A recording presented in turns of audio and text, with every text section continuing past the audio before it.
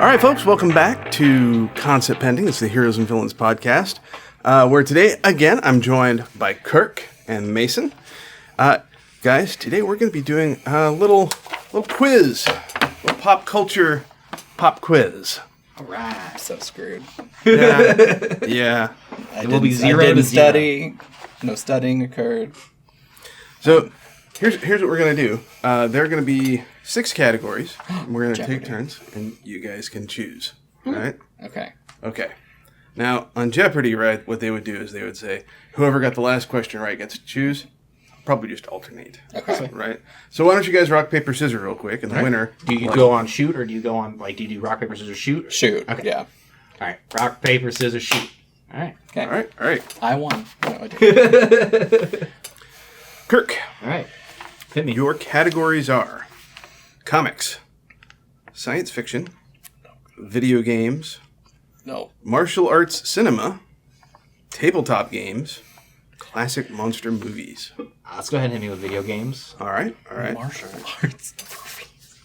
God, I'm so screwed. There's no hope. I'm so screwed. Tongue pounding with the fist. This is the only thing that I will know. Okay. So, and if you get it wrong, Mason gets a chance to take it away from you. It's fun. All right. Who was the first enemy of Nintendo's Mario character? Donkey Kong. All right. Fair. Ding, Donkey Kong. I got a buzz first. Sorry. All right. Oh, yeah. Is it not a battle? Like, he gets to answer the question? Yeah, but then if he gets it wrong, Okay. then you get a chance. What were my options again? I'm sorry. Comics, science fiction, video games, martial arts cinema, Nope. tabletop games, classic monster movies. Ooh. Let's do classic monster movies. All right. The monster in this film was designed by Millicent Patrick, a Disney animator.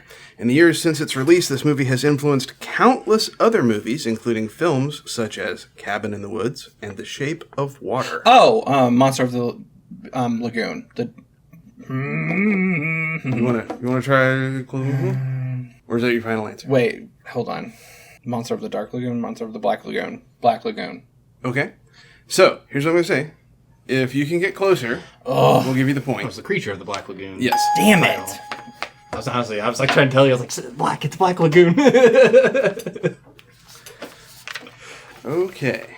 Kirk, All right. what category? Let's do, I'm just curious. Hit me with martial arts movies. Oh, Jesus. Easiest one. If I know this, for I'm gonna... 100. There's only one way I'll know something. Okay. All right. From 1951 through 2019, this famous Hong Kong studio was responsible for hundreds of martial arts films, such as The 36th Chamber of Shaolin, 5 Deadly Venoms, and The One-Armed Swordsman. I said the easiest. Was that the easiest one? I'm going in order. That's the first one. That's the first I'd probably... No, that's not the easiest one, for sure. I genuinely do not have... I don't even want to try it. I don't even know anyone's. No. Okay. The answer is the Shaw Brothers Studio. The Shaw Brothers Studio. Okay. Yeah, there are lots of collections of Shaw Brothers films that you can buy in DVD sets. So you said until 2019, are they no longer... They were bought out by, I want to say it was Golden Harvest, which is a competitor. I assume at this point they've been completely subsumed. Their output dropped drastically once they hit the 1990s. Went from 10 or a crazy number of movies every year to 1 or 2. Gotcha. And then by 2019 it was every couple of years, and then silence now. Yeah, that's sad. Well, yeah. But the Shaw Brothers have been gone for a long time, so. Interesting. I mean, that's just the way studios go sometimes. Yeah. It's just going to happen eventually. They had a long run. everybody. Like Honestly. a really long run. To everybody, yeah, honestly, yeah. All right, Kirk. All right. No, it's my turn. It's your turn. You're right. He picked. I'm sorry. I don't know why I thought you picked martial arts cinema. I did not pick martial arts cinema at all. I would like comics, please. Okay. Comics for 100. Known as the King, this comic artist paved the way for the modern superhero renaissance we're experiencing by co-creating characters like Captain America, the Fantastic Four, Black Panther, the Demon, and Darkseid for companies like Marvel and DC. I don't know. Is it Jack Kirby? It is. I'm not going to have any points at I wrote these without knowing who was going to be playing. So. Kirk. I wrote these for Kirk, is what happened. Do you need to hear the categories right. again? Let's do. We've done comics, video games, movies, sci-fi. Sci-fi? Okay. That was my next one, too. Yeah. He wrote mind-bending science fiction short stories and novels, including works such as A Scanner Darkly, Valis, Waking Life, and Ubik. His short story, Do Androids Dream of Electric Sheep, was adapted into the beloved early 1980s cyberpunk film, Blade Runner. Oh my god, I actually know this and I can't think of it. I wish I had been watching so much Alien recently because now I'm sitting here just going, oh, it's H.R. Geiger. It's Geiger. It's got to be Geiger. But no. I mean, they do share a universe. They absolutely do. In the films, at least. Right. Yeah, I'm going to stick with that. That's my gut answer. I'm going to just go with Geiger. Was it Geiger? Nope. Okay. I can't remember, but okay. I know you're going to say it and I'm going to know it and I'm going to be mad. Philip K. Dick. Yeah. Okay. Yep. I didn't have it off the top of my head, but I have heard that name before. And, obviously I've heard references to, Dream of Electric Sheep and all that. Okay. Mason. Let's do comics again. Comics? Okay. This beloved comic series from the 90s centers on Morpheus, the King of Dreams, and features appearances from Lucifer, a raven named Matthew, and Dream's siblings known as the Endless. Hold on, because I watched the show. Oh my god. Sandman. Yes. Okay. All right, thank you, because I was also not... I was going to be like, I can't even... Well, no, I was in my mind, I was like, dream. I was like, it's not that, though. That would hurt so much if you're like, Dream.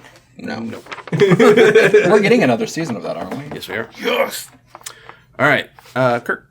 What was that fifth category that we haven't done yet? Fifth is tabletop games. Oh, yeah. Let's do tabletop games. Cool, forgot that one. Candyman. Candyland. Life. Sorry. Monopoly. This is the first one I wrote for this category. All right. Got any scratch paper? No, okay.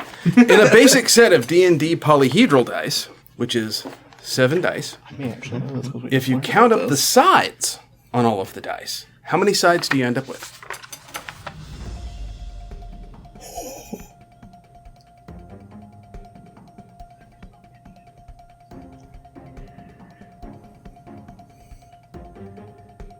We need like Jeopardy music here.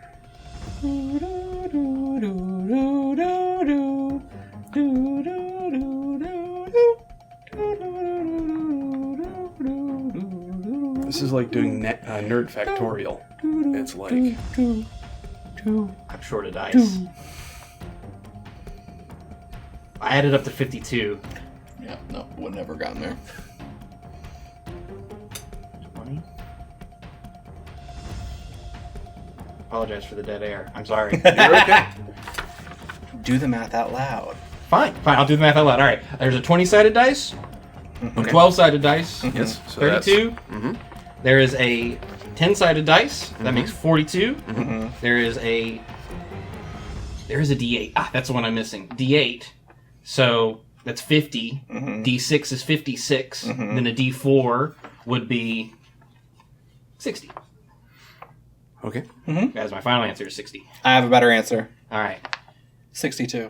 No. Damn it. It's not Price is Right, but I like your energy. Because you missed the D20. You missed the D2. There's not a D2. You had a D2. Damn it. I did.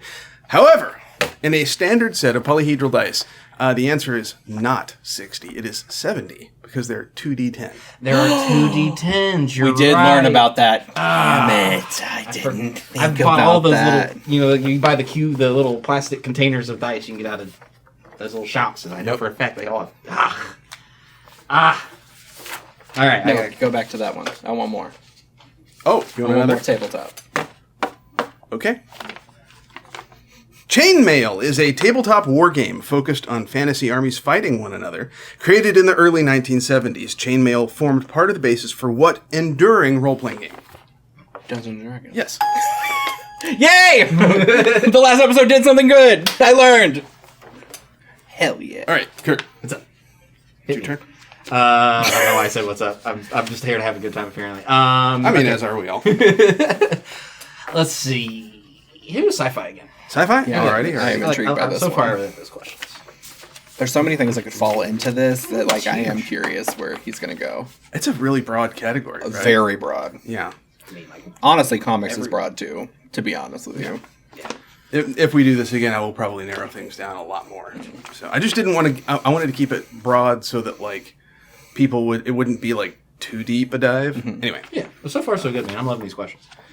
this first novel by Edgar Rice Burroughs of Tarzan fame is set on the planet Barsoom, and this early science fiction novel focuses on John Carter. A former Confederate soldier, Carter finds himself swept into the politics of this distant world as he goes on adventures with the Princess of Helium, Deja Thoris. We talked about this in my first episode. Yeah. On. I could probably, like, if we do this at the end of every season, I could probably go back through and make all the questions about things that we've actually discussed. That'd be fun. All right. Wait, it's his answer. I didn't answer. I do not know the question. I'm sorry. I thought I said I do not know the answer. John Carter of Mars. That's the name of the movie by Disney. The name of the book is A Princess of Mars, referring to Deja Thoris. God, I love that movie. I love it too, to be honest. That should have had more, and it was very underrated, and I don't understand why it was as underrated as it was. There are things we can discuss, but I love that movie. yeah. All right.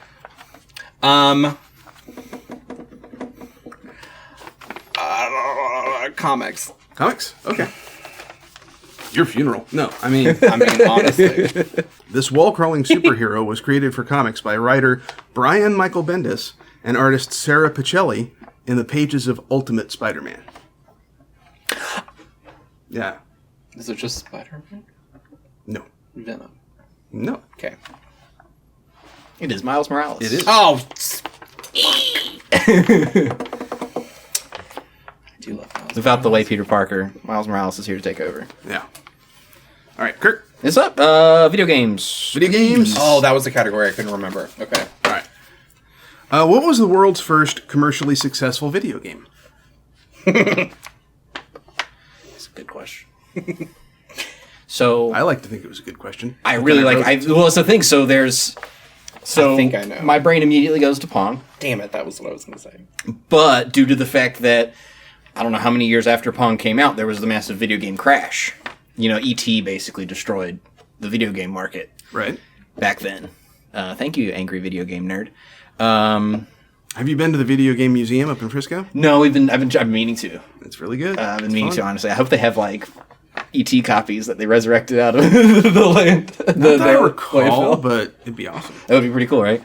Okay, so the first commercially successful video game. It would be the Mario and Duck Hunt pack with Rob. No. No? No. Pong. Pong. Yeah. All right. I overthought it. Yes, you did. Yes, you Okay. did. That's okay. There is, as a matter of fact, at the Video Game Museum in Frisco, Texas, a large, oversized Pong game you can play that has giant wheels you can spin. Oh, that's awesome. It's fun. Oh. Honestly, what you said was my second option. Okay. That was automatically my second one. The Mario I Duck Hunt automatically thought that too. Well, yeah, isn't that kind of part of the history? Like after the crash, they But that had was to in the bring mid-'80s, yeah. right. They had to bring back the way to make video games for kids was they bundled the Robbie the Robot. Well, but there was So they make it look it more was also cool. Japanese, and at the time, Atari still dominated the industry. Right. And so that was pretty much the death knell for Atari because where you had games that were fairly simple and point and shoot type stuff, or Space Invaders just repeat ad nauseum. The Nintendo actually had stories and much more involved. Yes. I mean, just look at the. What are you talking about? Centipede had a lot. Right? I mean, they made a movie about it eventually. No. Not the same. Not the same Centipede. I don't like it. I thought you initially were talking about that awful Jack Black movie with the video games that came into the real world. Oh, is that Horrible. Is that Pixels? Pixels. That's See, the that one was with, that was Adam Sandler. It was. That was not Awful. Jack Black. Wait, it wasn't. Oh, that was why it was as bad as it was. That tracks. All right. So Me. yes. I'm just gonna throw you a curveball. I would like martial arts. Okay. Just gonna go rogue on this one. I'm not gonna know the answer. He played the sidekick Nope. Kato on the 1960s superhero TV show The Green Hornet.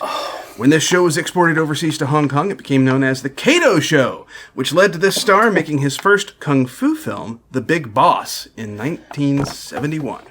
I actually feel like I should know this one, and I'm gonna be mad. And if you ask me, everybody should know this one. I don't know his name, but I know who it is. I can picture him. I don't know. Kurt? should know it. It's from the 60s.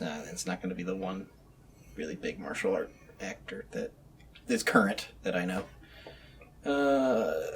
It's not Bruce Lee, is it? It is Bruce Lee. Hey, all right. Oh. Yeah, he got his start on the well, not the start. Don. He's in all the Ant Man movies. I was gonna. Oh, Donnie Yen. Donnie Yen. Thank you. I didn't know that was one of Bruce Lee's first roles. Credits. I did not. That's know really that. cool. Did you know he also co-created the TV show Kung Fu? But when it came time to cast it, they would not cast him because he was Asian, and instead it went to David Carradine. I did know that. Yeah, rough. Yes. Yeah. Yes. Your turn. Yes. I'll take. Let's do comic books. Comic books. Alrighty. 200. All right. This is the final comic book question. Born Michael John Carter and hailing from Gotham City in the 25th century, this former quarterback has come back in time to make his fortune as a superhero. With his sidekick, a robot named Skeets, he signs up for endorsement deals and advertisements, eventually joining the Justice League.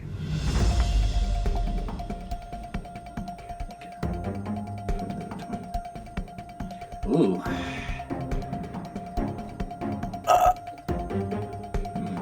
So it's DC, Justice League. Okay, because that derails my initial thought. It's Cyborg. No. No. He's not from the future. No, I He's mean, using but an yeah. accident. That was just a guess. 21st century? 25th century. 5th. Yeah. I genuinely have no idea. Booster Gold. Oh my god! I should have known that. Now I'm upset with myself. I'm just happy I'm not at 0. I mean, I feel like you guys are actually doing pretty okay. Well, and I mean, in True Jeopardy, I would be at 0 at this honestly, point. yeah, we. I would be at 0 We're at doing this point. so much better than I thought we were. I didn't want to I'm rip off shocked. a specific quiz show. I just wanted to yeah. Okay. I'm having a blast.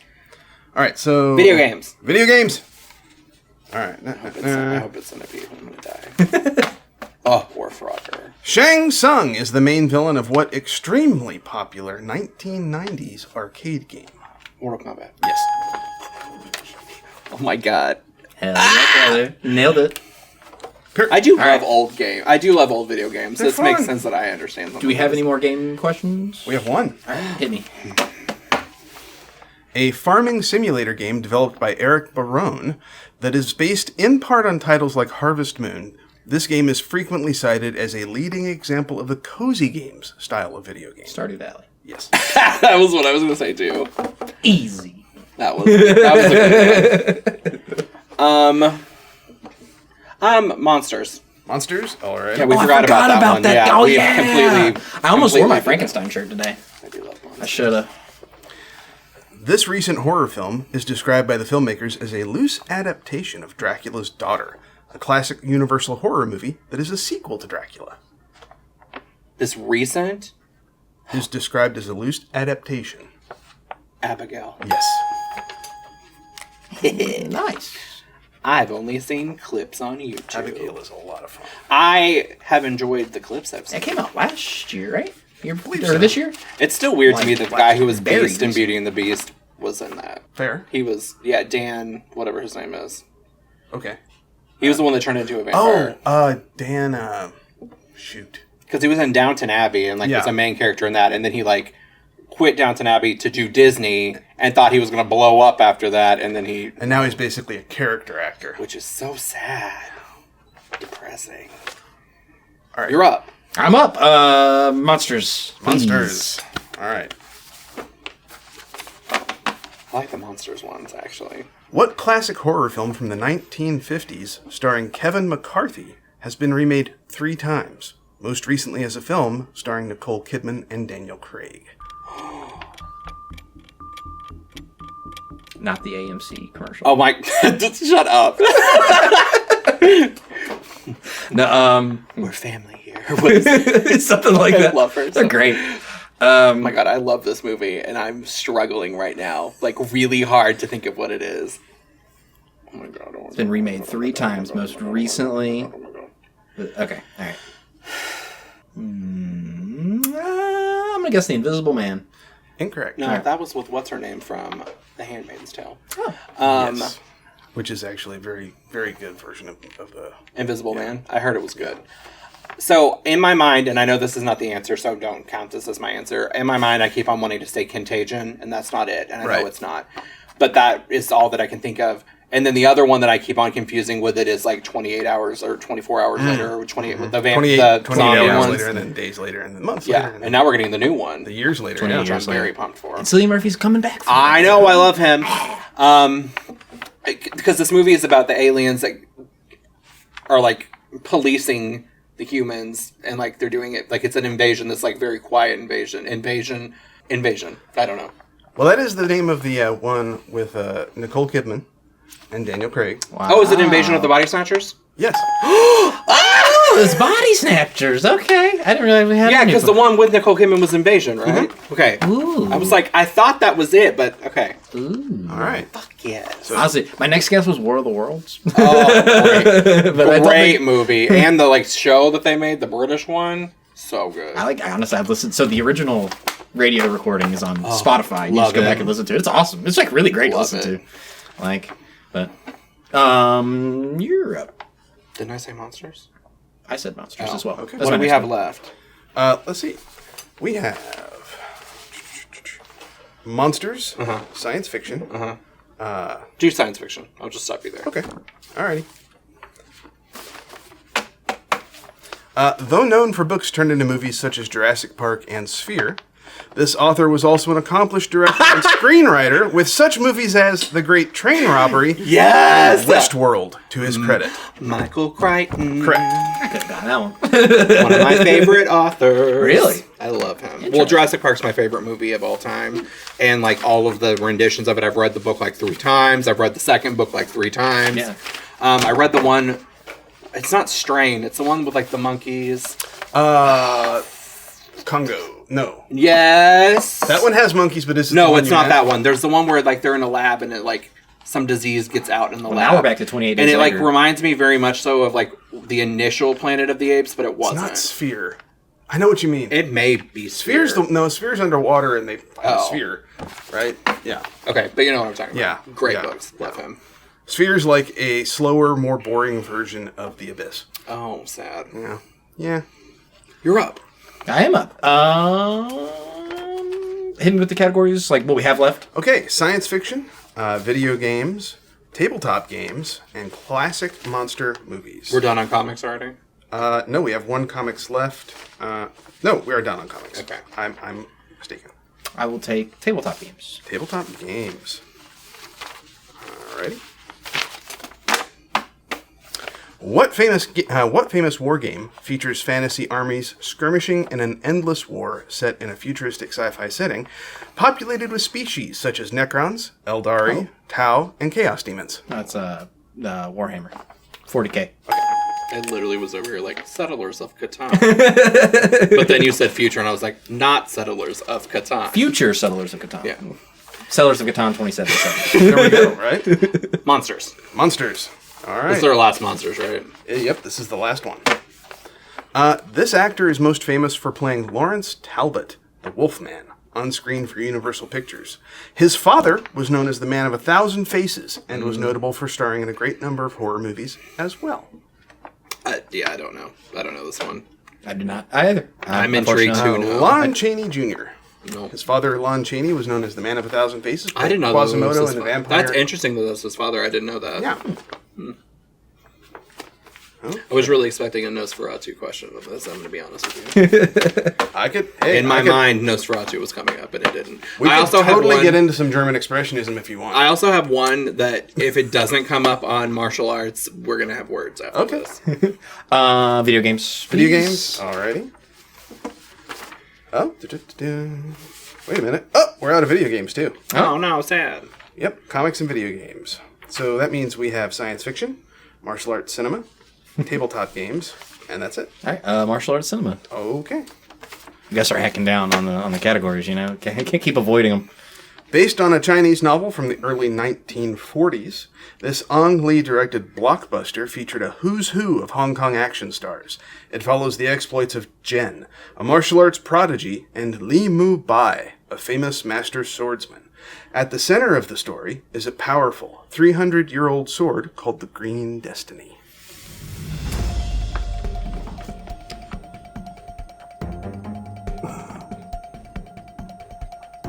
When is this movie? When? Did we have a date for the movie? Yeah. Came out in the, I believe, early 2000s. Okay. That answers my question. Go ahead. Crouching Tiger, Hidden Dragon? Yes. Okay. Nice. See, that was the one that I was going to have problems with if it didn't call that out, but I also was going to have problems if it didn't call out Michelle Yeoh and anywhere in here, because I was about to throw something across the room. Yeah. Do you say we have sci-fi, or are we done with sci-fi? Let me see. I believe we have sci-fi left. We have one sci-fi left. I would like sci-fi, please. Okay. No, that makes me feel like I'm not going to know the answer. How many Nope. prequel theatrical release movies set before the original Star Wars, which has since been retitled A New Hope, have been released since 1977?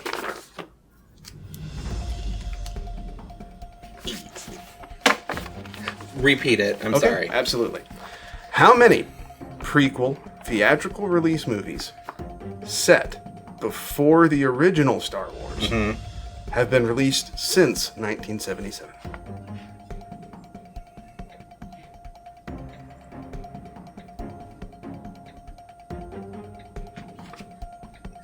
Have been released since then? Yes. Oh, okay. I was like, none. There weren't. The movies that in the timeline of Star Wars take place before the Death Star is destroyed. Yeah. Before Battle of Yavin. Oh, shit. Okay. Hold on. Let me pause. Okay. Rogue One. Oh, wait. No. No. Not Rogue One. I lied.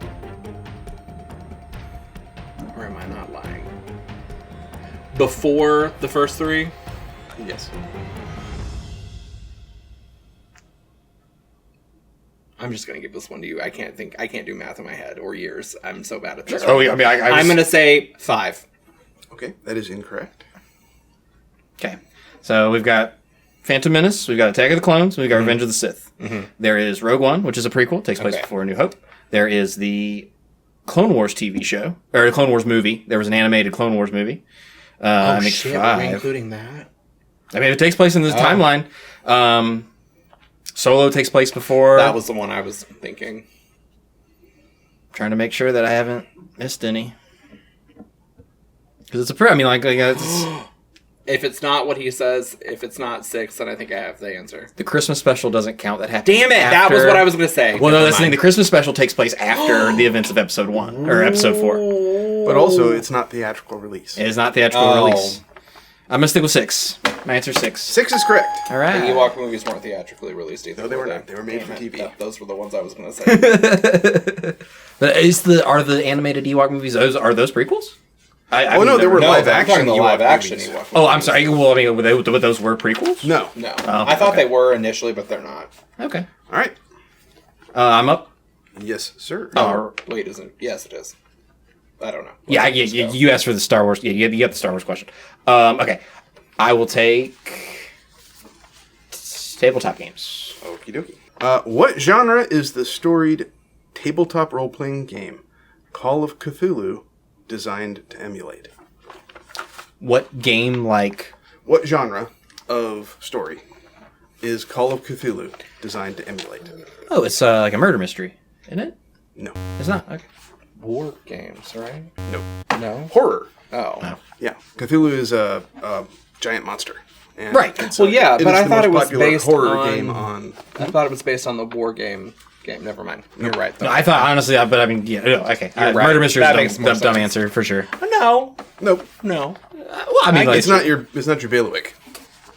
what? Not your bailiwick. It's not your thing. Oh, I got you. Okay. All right. So, What's left? Is anything left? yes. I gotta look. It's gonna be freaking it's martial martial arts arts cinema. Son of a bitch. There's only one question left. Let's go. If either of us gets this, they win. That person wins. It doesn't matter how many other I think answers you we've got already right. have won. But That's what I'm saying. If you get this, you win. Frequently compared to Fred Astaire, This martial arts superstar has been headlining movies since the late 1970s. Some of his most famous efforts include films like Rumble in the Bronx and Operation Condor. The answer is Michelle Yeoh. Isn't it Jackie Chan?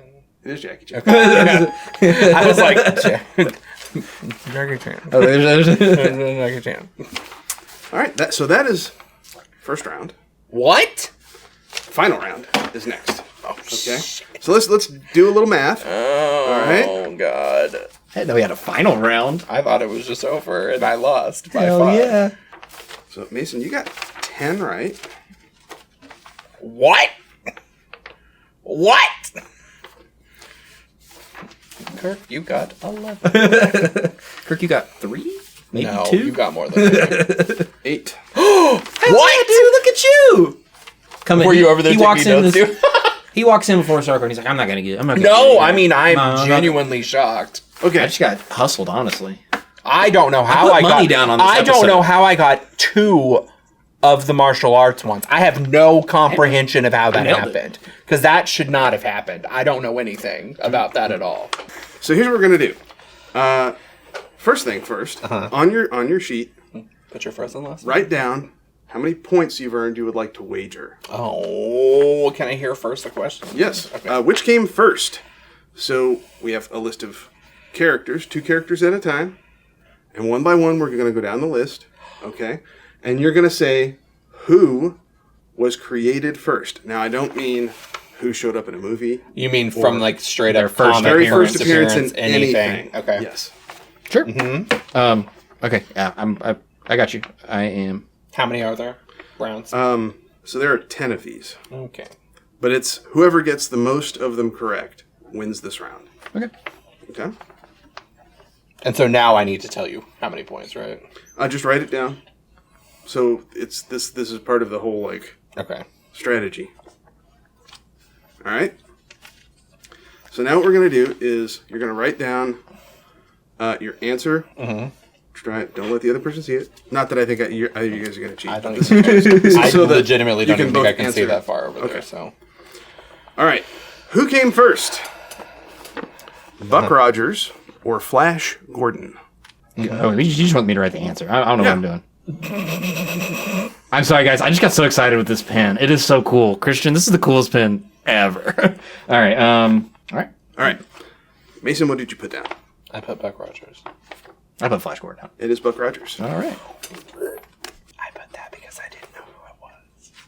I am so glad we picked 2 contestants whose names start with different letters. Okay. Oh, yeah. That would be. Yeah. Next question. Who was created first? Mm-hmm. Namor the Submariner or Aquaman? Ooh. Okay. All right. All right. What do you got? Aquaman. I put Namor. All right. Namor is correct. Yeah, I thought you were probably right on that one. Was Aquaman DC's answer to Yes. Namor? Came out in More Fun Interesting. Comics a few years later. Because I was questioning if it was the other way around. If Namor was Marvel's answer to Aquaman. I honestly, before I researched this, thought it was the other way around. I genuinely thought Aquaman was older. Okay. Next one. Who came first? Dracula or Frankenstein? Oh, shit. Oh, Dang. no. All right, there's a fun... Oh, This is a trick question, kind of. Okay. Okay. A little bit of a trick question, but not really, because I'm sure their publishing dates are different. Yeah, all right. I'm doing it. I'm going to get it wrong. I know it. I feel like it's the other one, and I just put the wrong thing. Okay. Kirk, what did you put down? But Dracula. Okay. I put Dracula. Okay. That is incorrect. Yeah, I knew it! Frankenstein was published in 1818, and Dracula was published in 1897. Shit. Okay. But they both... Isn't it like one of the stories about Frankenstein and Dracula and like a lot of other classic... There's a bunch of other stories that came out where all those writers were all together at one point, and they were like stuck together, and they all challenged Not each Dracula. other. Dracula was not part of that? No, you're talking about... Well, Mary Shelley was... Wasn't that an episode of Doctor Who? Probably. Where I mean, Mary probably. Shelley and like all of them were in a room. Well, it's Mary Shelley, her was- husband Percy Shelley, Yeah. and then Lord Byron and a few Yeah, other people. Yeah, and they that all is challenge in each a other cabin. to a right. 1,000,000% an episode of Doctor Who. That's how that I Frankenstein just That actually watched. happened, but Yeah, yes, but aliens were there too. but aliens. But aliens were there. Okay, next one. Luke Skywalker or Paul Atreides. I put down Paul. I put Paul. You were both correct. Yes. So I'm going to count it for both of you. Or I could count it against both of you. But it feels better to say you got a point. So So we're But tied. mathematically, so we're tied currently. currently. All right. Which came first? Dungeons and Dragons or Lord of the Rings? This really could count as like a quiz over the episodes we've done. Yeah, honestly. I put Lord of the Rings. Same. Correct. 1954 versus 1974. Yep. Tolkien. All right. Which came first? Conan the Barbarian or Superman? Ooh, this is a hard one for me. Conan. Conan. Both correct. Okay. Conan the Barbarian was first published in 1932, and Superman was first published in 1938. Wow. Yeah. Cool. I knew Superman was back there too. That was where I was struggling. Yeah, the depression giveth and the depression taketh away. Yep. Okay. So that was number 6. This Yes. is number 7. Who came first? Mickey Mouse or Bugs Bunny? Oh. Oh my Jesus. Okay, yeah. Well, I know. Mickey Mouse. It's Mickey. Yeah. But it technically isn't Steamboat Willie, not Mickey Mouse, because It his is. name wasn't Mickey Oh, he's Mouse. got the gloves? It's Mickey Mouse. So they called him Mickey Mouse anyway. I'm not sure. But yeah, no, it was Mickey Mouse. But he was created in 1928. Yeah. Right. And Bugs Bunny was created in 1938. Oh, So- that's honestly earlier than I thought. Yeah, a lot of those like Looney Tunes cartoons that you remember growing up with, literally like, yeah. I kind of apologize for this one. Oh God. Who came first? Harry Potter or Neo from the Matrix? Ooh. Why would you do this? Right? So mean. Harry Potter. Harry Potter. By 2 years. Okay. Yeah, because Sorcerer's Stone, you said 2 years difference, so it was 97, and so Matrix was Yeah. 99. Yep. Yeah, that makes sense. All right. Which came first? Barbie or G.I. Joe? Oh, interesting. I do believe with the way that our world works, I have the right answer. This may be what breaks me. It's G.I. Joe. Barbie. It was Barbie. It was Barbie, all right. I'm glad that Did you not watch the Barbie movie? It's tie's been been broken. it's my it's been too long since I've watched the Barbie movie. I know they give you a little brief, quick So- education. They didn't talk about G.I. Joe, but I just knew this. About Right. Barbie was created in 1959. G.I. Joe 1964. Interesting. Yeah. I thought it would have been like Barbie. the girls didn't, you know. Last question I get what you're saying. of the game for at least some of the marbles. Who was created first? Xena, Warrior Princess, or Red Sonja? I don't even know who that is. I mean, some would say it's Brigitte Nielsen, but that's a narrow view. The time may be back on after this. I mean, I know who the characters are, but I couldn't tell. Let's see. Xena was a comic, right? I want to put Xena down. I put Red Sonja. Red Sonja. Hey! Yes. So but Red who's Sonja Red- was created in 1973. So Red Sonja was created, I believe, by Marvel Comics as a character in the Conan comics. They had the right to Conan at the time. Did you know that, technically speaking, Hyperborea, the place where Conan is set, is canon to the Marvel Comics universe? Oh. Yeah, I wonder if Conan they'll ever bring that in. to the movies? Yeah. Like, I Boy, wonder if that'd they'll be a ever- right's nightmare, I would think. I doubt it. Yeah. Yeah. Get Arnold in the MCU though. That'd be pretty cool. Honestly, I'm kind of shocked he isn't already, to be truthful. Give it time. His son's in the Boys, and then the Gen V spinoff. Was he? Yeah, he's Patrick. Yeah, he's Patrick Golden Swayze. Boy. I didn't even know he acted. Patrick Not Patrick Swayze. Swayze. Patrick. Patrick Schwarzenegger. Yeah, he was in. Yeah. He's Golden Boy in Gen V. I Yeah, I didn't even. legitimately but did not know he I didn't acted. realize it either until like someone you put them up together. That boy is 100% Arnold's kid. So, how many points did you bet? I only did 2. So that's 12. I bid 8. I bid all in. which is what I was hoping he would do. But it was a wager. Even if I lost this, So I you would end up win. with nothing. Yes! That's what I thought. Yay! All I right. weirdly won. I don't know The how. rewards are the podcasts you record along the way. It is. It is. I was promised PTO. I made no such promise. You didn't. So what's the prize? What the hell? Come on. Bragging rights. Oh, You get the lorded over Honestly, genuinely, I am shocked that I have bragging rights, so I will take that. Hell yeah. Yeah. I had a blast. That was so much fun. That was fun. Yeah. I learned a lot. Yeah, same. I Yeah. also learned. It's always very educational around this guy. The only reason I got any of the D&D questions right we is did because that our last episode. podcast where he taught me how to play D&D. I need to catch up. I gotta watch the ones because there's like 4 more recordings, right? That's between Probably. my last episode. Oh, wow. Like there's 2 weeks. I think y'all record twice a week. Like, that's crazy. Yeah, I need to catch up. I gotta see that D&D episode. It was fun. I enjoyed it. Because that was something we talked about on an episode, was that you might bring like your setup one day and I We thought didn't go about that it. in depth. No, but I did bring a pile of dice. It was fun. Yeah. awesome. Christian and I learned how to play D&D. That's cool. We played a little mini round. Heck yeah. All I right. was very stupid. Have y'all seen the clip with John Bernthal and Yes. Deborah Yeah. Ann Wool? Literally, That was we like- talked about that. That was what spurred this, wasn't Yes. it? Kind of. Yeah. Okay, well, I won't bring up a topic we've talked about on the podcast before. But I loved that clip. I thought that was like the best way to introduce someone to D&D. It's brilliant. I thought it was really great, so I swiped it. I gave credit. I didn't. No, I he wasn't did like, give credit, I and invented it. genuinely, it was very helpful. I learned so No, yeah. much. It was shocking. It really is the easiest way to get it across. Yeah, I mean, you put someone in a situation, and you make them use their imagination. And next thing you know, they're playing D&D. You know, the only difference is they're not writing something down and they're not rolling dice. Yep. You know, after that, it's meat and potatoes. The real question is have you named my cat? Really, I want the cat named. What is his name? I realized earlier today that if you have enough people who are in an adventuring party and all of you played a tabaxi or something like it, you could play the Thundercats. Oh, that's awesome. Yes. Oh, all right. Yeah. Heck yeah. All right. So So the Thundercats. that's another episode of Concept Pending in the Can. Woo! Thank you both for being here. Thank Thank you you for for having me. teaching Thank you us folks your for ways. listening. Do what? Oh, Thank you for teaching us your ways. well, you know, or infecting you, depending. No, I mean, I'll take it. And thanks to all of you for, tuning in, listening. So this is Concept Pending, a Heroes and Villains podcast. Please follow us on socials at Heroes Villains Brand, or visit us online at heroesvillains.com. You can also follow the podcast on socials at Concept Pending. Thanks, folks. We'll see you next time.